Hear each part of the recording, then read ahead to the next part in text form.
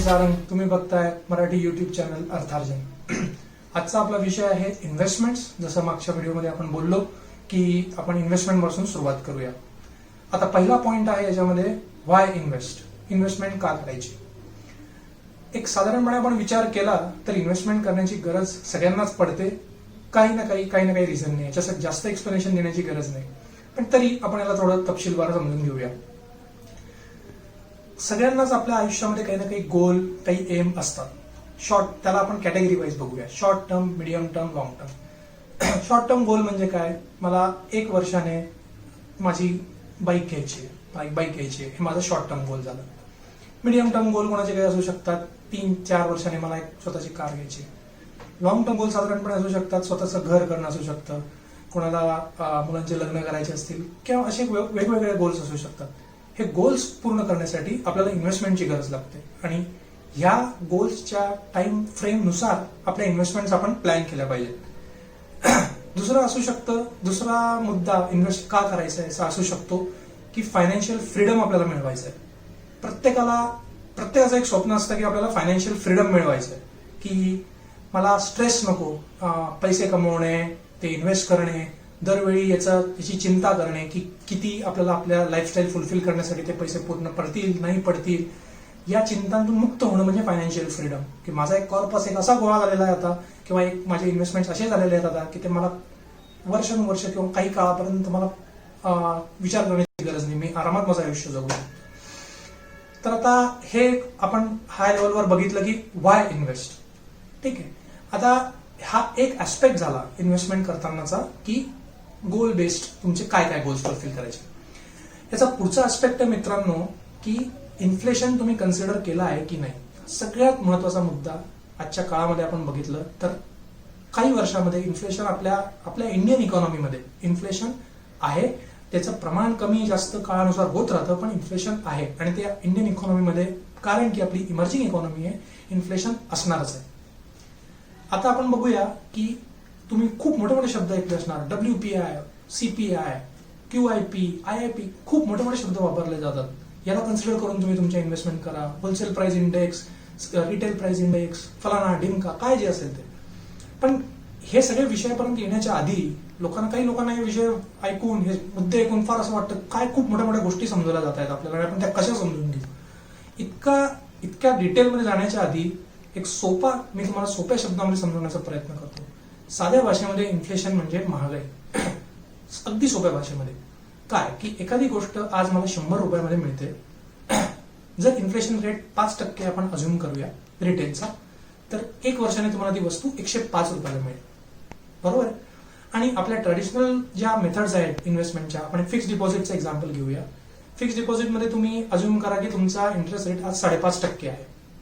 तुम्ही 100 रुपये आज गुंतवले, 1 वर्षानंतर तुम्हाला ते 105.5 रुपये झाले, पण जी वस्तू आज 100 रुपयाला मिळते ती तुम्हाला 105 रुपयाला मिळणार आहे। म्हणजे तुमचा जो पैसा झाला 105 रुपये, आणि याच्यात आपण अजून टॅक्सेशन कन्सिडर केलेलं नाही मित्रांनो। या 105.5 म्हणजे 5.5 रुपयावरती तुमच्या टॅक्स स्लॅब प्रमाणे अजून करा की तुम्ही 20% टॅक्स स्लॅब मध्ये असाल तर 5.5 रुपयावरती टॅक्स तुम्हाला लागेल।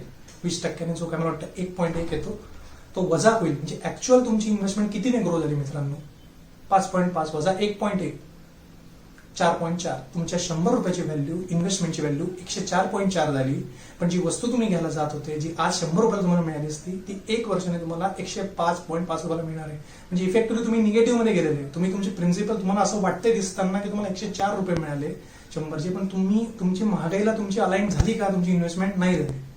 हा मुद्दा तुम्ही लक्षात घ्या मित्रांनो, इन्व्हेस्टमेंट करताना हा खूप महत्वाचा मुद्दा आहे। एक इन्फ्लेशन, दुसरं टॅक्सेशन, तिसरं गोल्स, अतिशय महत्वाचे मुद्दे। आता आपण बघूया प्रिन्सिपल्स ऑफ इन्व्हेस्टमेंट। प्रिन्सिपल्स काय फॉलो केले पाहिजे, एक साधारण आपण समजून घेऊया। एक आहे मित्रांनो, फर्स्ट पार्ट आहे मनी शुड अर्न मनी। म्हणजे काय मित्रांनो, आपण सगळेच जण, तुम्ही, मी, आपण काही ना काही करतोय, कोणी नोकरी, धंदा, बिझनेस, जे काय तुम्ही करत असाल, ज्यातून तुम्हाला तुमचा 24 तासापैकी तुम्ही 12 तास 15 तास काम करताय, कष्ट करून पैसा कमवताय। पण मित्रांनो, तुमची थॉट प्रोसेस अशी असली पाहिजे की तुमचा जो पैसा आजपर्यंतचा कमवलेला आहे, त्या पैशाने तुमच्यासाठी पैसा कमवला पाहिजे। तुमची विचारसरणी जेव्हा अशी होईल, तेव्हा तुम्ही तुमची जर्नी व्यवस्थित आणि आनंदाने पूर्ण करू शकाल। ही एक थॉट प्रोसेस मनामध्ये ठेवा मित्रांनो। मनी शुड अर्न मनी। दुसरा एक मित्रांनो, एक खूप फेमस कोट आहे, वॉरन बफे पासून मोठे मोठे तुमचे इन्व्हेस्टर्स असतील, त्यांनी आतापर्यंत कित्येक ठिकाणी तुम्ही वाचलं असेल, पण हे कोणालाही, खूप कमी लोकांना हे ऍक्च्युअल प्रॅक्टिकल इम्प्लिमेंट करता येतं मित्रांनो. हे प्रिन्सिपल आहे, don't keep all your eggs in one basket. याचा साधा अर्थ हा आहे मित्रांनो की तुमचे सगळे इन्व्हेस्टमेंट एका ऍसेट क्लासमध्ये कधीच असले नाही पाहिजे. हे सगळ्यांना समजतं, हे खूप सोपं आहे मित्रांनो, पण हे खूप कमी लोक प्रॅक्टिकली त्यांच्या लाईफमध्ये इम्प्लिमेंट करू शकतात. तर समजून घेऊया की काय याचा अर्थ आहे. डायव्हर्सिफिकेशन हा शब्द सगळीकडे वापरला जातो की तुमचे इन्व्हेस्टमेंट वेगवेगळ्या ऍसेट क्लासेसमध्ये डायव्हर्सिफाय करा. पण डायव्हर्सिफिकेशन म्हणजे काय? मला वाटलं म्हणून कोणते तरी 8-10 इन्व्हेस्टमेंट ऍसेट क्लासेस आहेत, चला ठीक आहे, यातले आपण 5 निवडले आणि त्याच्यामध्ये मला 1 लाख रुपये इन्व्हेस्ट करायचा आहे, तर 20-20 हजार रुपये 5 ह्याच्यात टाकून मी बसून राहिलो. हे चालेल का मित्रांनो? नाही चालणार. तुम्ही इन्व्हेस्टमेंट करताना मी तुम्हाला जसे मागचे 3 मुद्दे सांगितले, तुमचा गोल काय, तुम्ही किती वेळासाठी इन्व्हेस्ट करताय, तुमच्याकडे तुमचा टॅक्सेशन तुम्ही कुठल्या स्लॅबमध्ये घेता, तुमची रिस्क टेकिंग कॅपॅसिटी किती आहे, आणि तुम्ही ज्याच्यात इन्व्हेस्ट करताय ते इन्व्हेस्टमेंट किती रिस्की आहे याचा विचार तुम्हाला करावा लागेल. नुसतंच सांगतात एक लोक, प्रिन्सिपल म्हणून वाचतोय आपण, पुस्तकात वाचतोय की एका याच्यात टाकू नका, don't keep all your eggs in one basket. पण प्रॅक्टिकली इम्प्लिमेंट करताना तुम्हाला या सगळ्या गोष्टींचा विचार करावा लागतो मित्रांनो. हे सगळं मी तुम्हाला का सांगतोय मित्रांनो? कुठलेही प्रिन्सिपल किंवा कुठलेही कोणी काही तुम्हाला सांगतं टिप्स किंवा काही आयडिया, त्याला वर्ड टू वर्ड फॉलो करायचं नसतं. तर माझ्या मित्राचा मला काही दिवसापूर्वी फोन आला, मी त्याचं उदाहरण घेऊन तुम्हाला सांगतो. म्हणे यार काय मजा येत नाही, इन्व्हेस्टमेंट केली आहे आणि सगळे टिप्स वाचले आहे, आर्टिकल्स वाचले, त्यानुसार इन्व्हेस्टमेंट केली, पण काही रिटर्न्स नाही मिळाले. तर काय केलं, कशात केलं इन्व्हेस्टमेंट, मला सांगशील? म्हणतोय मी प्रिन्सिपल वाचलं की don't keep all your eggs in one basket. म्हणजे काय? डायव्हर्सिफिकेशन करा. ठीक आहे, डायव्हर्सिफिकेशन करा. मी डायव्हर्सिफिकेशन केलं. कशात डायव्हर्सिफिकेशन केलं? म्हटलं इक्विटीमध्ये, म्युच्युअल फंडमध्ये डायव्हर्सिफिकेशन केलं. म्हटलं कुठल्या टाईपचे केलं? Large cap. सगळे पैसे लार्ज कॅपमध्ये टाकले. मित्रांनो, डायव्हर्सिफिकेशनचा अर्थ नीट समजून घ्या. कसं रिटर्न मिळणार तुम्हाला? तुम्ही एकाच टाईपच्या क्लासमध्ये तुमचे सगळे पैसे टाकले, फक्त त्याचे फंड वेगवेगळे घेतले. हे डायव्हर्सिफिकेशन आहे का? नाही.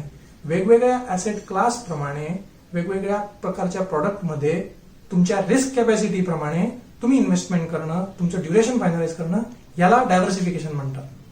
कुठलीही टिप, कुठलीही इन्व्हेस्टमेंट, कुठलाही प्रिन्सिपल फॉलो करताना वर्ड टू वर्ड फॉलो करू नका मित्रांनो. त्याचा अर्थ समजून घ्या, मग फॉलो करा. तर आता आपण आपल्या पुढच्या सेक्शनकडे येऊया की हाऊ टू इन्व्हेस्ट, कसं करावं आणि कशात करावं. आता आपण कॅटेगरी मी तुम्हाला सांगणार आहे मित्रांनो, 1 by 1. आपण त्याचं एक थोडक्यामध्ये समजून घेऊया अर्थ, त्याचे इम्प्लिकेशन्स. पहिली कॅटेगरी मित्रांनो, आपल्या सगळ्यांच्या परिचयाची आणि याच्याबद्दल आपण मागच्या वेळी बोललेलो आहे, deposit schemes, short term deposit schemes. यात कुठल्या येतात मित्रांनो? आपलं नॉर्मल सगळ्यांचं सेव्हिंग बँक अकाउंट असतं, हे पण एक डिपॉझिट अकाउंटच आहे. याच्याबड्डल तर काही बोलायची गरज नाही. दुसरं आहे मित्रांनो फिक्स डिपॉझिट. फिक्स डिपॉझिटचा सिंपल अर्थ आहे, तुम्ही काही पैसे गुंतवले ठरलेल्या ड्युरेशनसाठी आणि तुम्हाला त्याच्यावर काहीतरी ठरलेला इंटरेस्ट रेट मिळाला. फिक्स्ड आहे, नो रिस्क आहे. 100 रुपये गुंतवले, तुम्हाला आजकाल अॅन्युअल रिटर्न साधारणपणे 6-6.5% मिळून जाईल, जो काय कुठल्याही नॅशनलाइज बँकेत किंवा कुठेही तुम्ही करत असाल तर. नो रिस्क आहे. 100 रुपये गुंतवले, 106 रुपये 1 वर्षानंतर मिळणार. याला फिक्स डिपॉझिट म्हणतात. याच्यामध्ये याची एक की उद्देश म्हणजे काय, याचे की कॅरेक्टरिस्टिक्स काय? नो रिस्क किंवा लेस रिस्क आहे. पण याचा डाऊन साईड काय? प्रत्येक गोष्टीचे मित्रांनो प्रोज आणि कॉन्स असतात. ह्याचे कॉन्स काय आहे की जसं आपण पहिल्यांदाच बघितलं या व्हिडिओच्या, की लॉंग रनमध्ये इन्फ्लेशन बीट करू शकत नाही. इन्फ्लेशनला बीट करणारा इन्व्हेस्टमेंट नाहीये. तुम्ही बीट करू शकणार नाही. पण याचा अर्थ याच्यात इन्व्हेस्टमेंटच नाही करायची का? नाही. काही पैसा जो तुम्हाला रिस्क घ्यायचा नाहीये, जो तुम्हाला लागू शकतो काही काळाने, तो तुम्ही याच्यात ठेवला पाहिजे. पुढे आपण वळूया मित्रांनो. समजतंय तुम्हाला मी सांगतोय ते? मजा येते? कंटिन्यू करूया पुढे. दुसरा पार्ट आहे मित्रांनो रिकरिंग डिपॉझिट. याचा हाही बऱ्याच लोकांना आपल्याला ट्रेडिशन असल्यामुळे माहिती आहे, तरी थोडक्यात सांगतो. मंथली तुम्ही काहीतरी ठराविक अमाऊंट याच्यामध्ये गुंतवणार. लेट से 5,000 रुपये, 10,000 रुपये, ज्याची जशी कॅपॅसिटी असेल, मंथली तुमच्या अकाउंटमधनं डेबिट होणार, सेव्हिंग्ज अकाउंटमधनं. आणि त्याचाही इंटरेस्ट रेट आधीच तुम्हाला माहिती असणार आहे, 6%, 6.5% वर्षाला जो काय असेल. आणि at the end of maturity त्याचे तुम्हाला ऑप्शन मिळतात की तुम्ही ऍट द मॅच्युरिटीला तुम्हाला इंटरेस्ट मिळणार आहे का तुम्ही क्वार्टरली इंटरेस्ट घेऊ शकता, जे काय तुमचं आहे. पण हे more or less fix deposit सारखंच आहे, फक्त एकाच वेळी तुम्हाला पैसे द्यायची गरज नाहीये. तुम्ही मंथली ठरलेला अमाऊंट त्याच्यामध्ये टाकून इन्व्हेस्टमेंट करू शकता. परत तेच आहे की लेस रिस्की, कारण की मोस्टली नॅशनलाइज बँकांमध्ये तुम्ही कराल तर लेस रिस्की आहे. पण अगेन इन्फ्लेशनला बीट करू शकतात का, तर नाही करू शकत लॉंग रन मध्ये. पुन्हा तेच सिमिलर की याच्यात किती इन्व्हेस्टमेंट केली पाहिजे. जो अमाऊंट तुम्हाला रिस्क टाकायची नाहीये, तुम्हाला ते लागणार आहे 1 वर्षाने, तुम्हाला समजून घ्या. एक एक्झाम्पल घेऊन पुन्हा सांगूया की तुम्हाला 1 वर्षानंतर काही वस्तू घ्यायची आहे, तुम्हाला ती घ्यायचीच आहे 1 वर्षानंतर, तर तुम्हाला ते पैसे तुम्ही इक्विटीत टाकून चालणार नाही मित्रांनो, कारण इक्विटी हाय रिस्क ऍसेट येतो. तुम्ही रिकरिंग डिपॉझिटमध्ये टाकताय पैसे, त्या आपण तुमच्याकडे लमसम अमाऊंट टाकता नाहीये, तुम्ही मंथली टाकले, इन्व्हेस्टमेंट केली तुमच्या आयुष्याप्रमाणे, 12 महिन्यानंतर तुम्हाला त्याची मॅच्युरिटी व्हॅल्यू मिळाली, इंटरेस्ट जे काय थोडंफार मिळेल. इंटरेस्ट हा इम्पॉर्टंट होऊन जात नाही रिकरिंग डिपॉझिटमध्ये आजच्या काळामध्ये. तुमच्या पैशाची सेफ्टी एक प्रकारे आहे आणि एक थोडाफार जो इंटरेस्ट मिळेल तो. तर आता पुढे वळूया. तिन्ही टाईपचे डिपॉझिट स्कीम्स आपण बघितले. आता मित्रांनो आपण थोडा इम्पॉर्टंट क्लासकडे येऊया, ज्याचा लोकांना अवेअरनेस तर आहे पण त्याचा इफेक्टिव्ह यूज करून घेता येत नाही मित्रांनो. तो आहे आता, पण हा फक्त त्यांच्यासाठी आहे ज्यांचा जॉब करतात जे. सो जसं तो क्लास आहे मित्रांनो प्रॉव्हिडंट फंड, पीएफ ज्याला म्हणतो पॉप्युलर. आता मित्रांनो हा पीएफ काय आहे, तुमच्या मंथली सॅलरीमधून सॅलरी क्लास एम्प्लॉईजला महिन्यातून एक पर्टिक्युलर अमाऊंट तुमचा एम्प्लॉयर कट करत असतो आणि ते इन्व्हेस्ट करत असतो पीएफ मध्ये. तर मित्रांनो हे लक्षात घ्या तुम्ही, हा जो इन्व्हेस्टमेंट प्रकार आहे हा ईईई एक्झाम कॅटेगरीच्या अंडर येतो. म्हणजे काय एक्झामचा अर्थ काय मित्रांनो, की तिन्ही लेवलला, पहिली लेवल जेव्हा तुमची इन्व्हेस्टमेंट होते, आता अर्थात ही इन्व्हेस्टमेंट म्हणजे काय की तुमचा एम्प्लॉयर काही पार्ट तुमच्या बेसिक सॅलरीच्या काही पर्सेंटेज काढून पीएफ मध्ये इन्व्हेस्ट करतोय आणि प्लस तेवढंच कॉन्ट्रीब्युशन एम्प्लॉयर पण तुम्हाला देतो. त्याचे काही रूल्स नॉर्म्स आहे, पण युजली बेसिक सॅलरीच्या 12% अमाऊंट ती असते. तर आता मित्रांनो ही जी होते इन्व्हेस्टमेंट इनडायरेक्टली फोर्सफुली तुमच्याकडनं, ही एकतर ही इन्व्हेस्टमेंट टॅक्स याच्यावरती तुम्हाला एटीसीचं डिडक्शन आपोआप मिळतं. एटीसी जी पॉप्युलर टॅक्स एक्झेम्पशन जी आपली क्लॉज आहे त्याच्यामध्ये ऑलरेडी तुम्हाला यामधल्या इन्व्हेस्टेड अमाऊंटवरती टॅक्स रिबेट तर मिळतोच. हा पहिली लेवल झाली. दुसरा एक्झेम्पशन लेवल काय की याच्यावर जो तुम्हाला इंटरेस्ट मिळतोय मित्रांनो, लक्षात घ्या याच्यावरती आता आजच्या तारखेमध्ये मला असं वाटतं 8.1% इंटरेस्ट आहे, विच इज व्हेरी गुड. कारण दुसरीकडे तुम्हाला कुठल्याही डिपॉझिट स्कीम मध्ये एवढा इंटरेस्ट आजकाल मिळत नाही विथ सेफ्टी. तर हा जो इंटरेस्ट तुम्हाला याच्यावर मिळणार आहे हा पण एक्झाम्प्ट आहे टॅक्स मधून, याच्यावर टॅक्स लागणार नाही. आणि तिसरं म्हणजे काय, जेव्हा केव्हा याची मॅच्युरिटी होईल पीएफची या अमाऊंटची, त्याच्यावरची तुम्हाला अमाऊंट मिळेल ती सुद्धा एक्झाम्प्ट राहील मित्रांनो. लक्षात घ्या, हे खूप इम्पॉर्टंट आहे मित्रांनो, कारण आजच्या काळामध्ये जेव्हा की आपण बघतोय की टॅक्सेशन तुमचे टॅक्स जनरली हायर स्लॅबमध्ये लोक जात राहतात आणि त्यांना कळत नाही कुठे इन्व्हेस्टमेंट करायची, टॅक्स फ्री इन्व्हेस्टमेंट कुठे होईल ते शोधत असतात. आता पीएफ हा तुम्हाला ऑलरेडी अव्हेन्यू गव्हर्नमेंट ऑफ इंडियाने दिलेला आहे, याचा यूज कसा करायचा. जी तुमची मंथली इन्व्हेस्टमेंट होते बाय डिफॉल्ट ती तर होतेच आहे, पण तुम्ही हा प्रयत्न करायला पाहिजे की त्याच्यात एक अजून एक क्लॉज असतो, मॅक्झिमम एम्प्लॉयर ज्याच्यामध्ये रजिस्टर्ड असतात त्याला व्हीपीएफ म्हणतो, व्हॉलंटरी प्रॉव्हिडंट फंड. याचा अर्थ काय, जी तुमची मंथली ऑलरेडी इन्स्टॉलमेंट याच्यातनं जाते आहे, जी कट होते, याच्याशिवाय तुम्ही स्वतःहून पण त्याच्यात काही कॉन्ट्रीब्युशन देऊ शकता.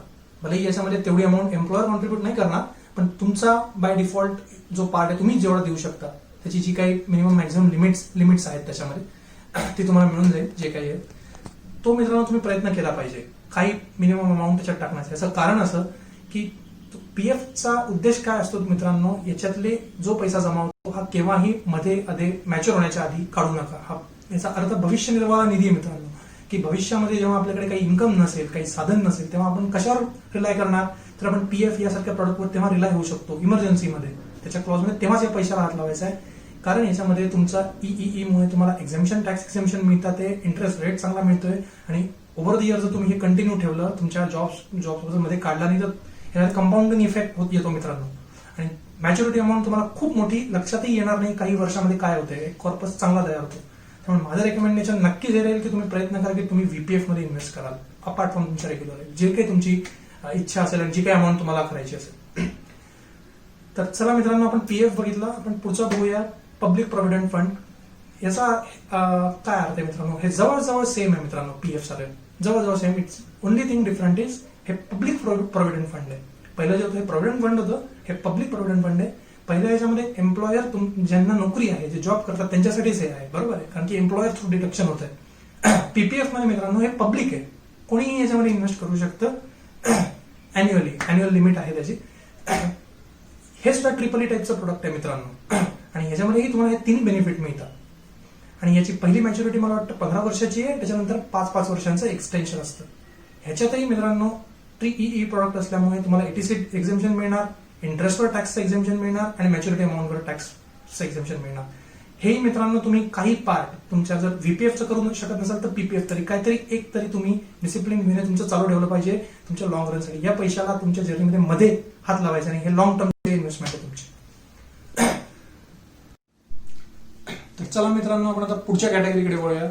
पुढची कॅटेगरी एक रिसेंट टाइम मध्ये सगळ्यांचीच फेवरेट कॅटेगरी बनत चालली आहे, खास कर 2016-17 पासून इक्विटी. सुरू करण्याआधी मी एक सांगू शकतो की नक्कीच इक्विटी जर लॉंग टर्मचं तुमचं टार्गेट असेल तर हा नक्कीच चांगला पर्याय आहे, कारण हा इन्फ्लेशन बीट करू शकतो. हिस्टॉरिकली याने दाखवून दिलेलं या ॲसेट क्लासने की तुम्ही इन्फ्लेशन बीट करू शकता. आता पण मित्रांनो जसं तुम्ही बघता की कुठलीही गोष्ट विदाऊट प्रयत्न मिळत नाही. जसं याच्यामध्ये तुम्हाला जसं म्हणतोय मी की इन्फ्लेशन बीटिंग आहे म्हणजे तुम्हाला हाय रिटर्न्स मिळणार आहे, त्याच्यामध्ये हाय रिस्क पण इन्व्हॉल्व आहे मित्रांनो. त्यामुळे याच्यात इन्व्हेस्टमेंट करताना सावधानतेने आणि स्टडी केल्याशिवाय इन्व्हेस्टमेंट करायची नसते. आता मित्रांनो याच्यामध्ये इन्व्हेस्टमेंट करण्याचे 2 हाय लेवलवर प्रकार आहेत. एक आहे म्युच्युअल फंड थ्रू तुम्ही करू शकता आणि एक आहे डायरेक्ट इक्विटी, म्हणजे डायरेक्ट शेअर्स कंपन्यांचे, लिस्टेड कंपन्यांचे शेअर सेल परचेस करू शकता. म्युच्युअल फंड थ्रू राऊट करायचं असेल तर त्याचे 2 प्रकार आहे. तुम्ही लमसम ऍट अ टाइम करू शकता किंवा SIP वेने करू शकता, मंथली काही अमाऊंट रिकरिंग अमाऊंटमध्ये जसं इन्व्हेस्टमेंट करून. माझी अशी इच्छा मित्रांनो की या दोन्ही प्रकारांवर एक सेपरेट व्हिडिओ बनवून त्याचं मी तुम्हाला एक्सप्लेनेशन देऊया, कारण हा खूप मोठा टॉपिक आहे मित्रांनो. याच्यामध्ये आता इथे जास्त काही सांगत नाही. कशी वाटली तुम्हाला ही आयडिया तुम्ही कमेंट बॉक्समध्ये नक्की कळवा. मी या दोन्ही कॅटेगरीजवर सेपरेट व्हिडिओ बनवण्याचा विचार करतोय पुढच्या येणाऱ्या काही काळामध्ये. पुढच्या ॲसेट क्लास बद्दल बघून घेऊया. नेक्स्ट ॲसेट क्लास आहे गोल्ड. ट्रॅडिशनली भारतामध्ये तर त्याचं खूपच क्रेज होतं इन्व्हेस्टमेंट म्हणून. घरामध्ये तो घेतला, घराघरांमध्ये लग्न शुभ कार्यांमध्ये आपण गोल्ड घेतो आणि वर्षानुवर्ष ठेवतो. मित्रांनो रिसेंट टाइम मध्ये तुम्ही बघाल तर गोल्ड हे खूप अट्रॅक्टिव्ह तर नव्हतं मागच्या 8, 9, 10 वर्षामध्ये. पण जेव्हा जेव्हा ब्रॉडर मार्केट म्हणजे इक्विटी मार्केट्स किंवा काही परफॉर्म करत नाही तेव्हा गोल्ड सडन स्पाईक त्याच्या रेटमध्ये दाखवतं. जसं मागच्या एक करोनामुळे जो इम्पॅक्ट झाला मार्केटवरती तेव्हा जेव्हा इक्विटी मार्केट्स पडले तेव्हा गोल्डचे रेट वाढलेले आहेत. पण मित्रांनो हे थोड्या पर्सेंट तुम्ही तुमच्या पोर्टफोलिओमध्ये ठेवू शकता. हे मीडियम रिस्क इन्व्हेस्टमेंट आहे आणि मीडियम टर्मसाठी आहे. तेही कोणत्या प्रकारे करायचं त्याचे आपण परत एक सेपरेट व्हिडिओमध्ये बघूया. इथे आता आपण जस्ट ओळख करून देतोय वेगवेगळ्या इन्व्हेस्टमेंट क्लासेसची. आणि लास्ट आहे मित्रांनो, लास्ट ॲसेट क्लास आहे रिअल इस्टेट.